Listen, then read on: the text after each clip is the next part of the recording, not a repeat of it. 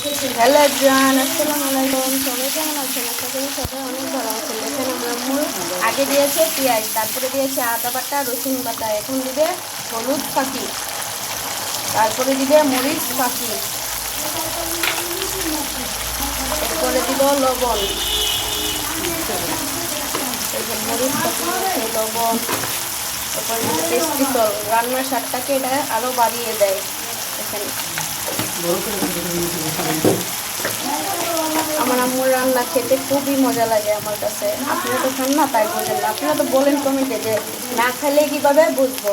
আপনারা আসেন আমাদের বাসায়, আইসা খায় যেন। আমার আম্মু বলছে যে আসতে আপনাদের। যে এখন মুরগি আর আলুগুলা দিয়ে দিবে। এখন ভালোভাবে কষানো হবে।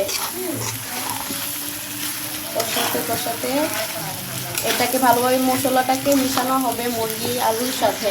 এটা মুরগির পাটাও সহ দিয়ে দিয়েছে আম্মু, কারণ এটা আমি অনেক ভালোবাসি তো তাই। যদি ভিডিওটা ভালো লাগে লাইক কমেন্ট শেয়ার করে আমার আম্মুর আইডিটাকে ফলো করে পাশে থাকবেন প্লিজ।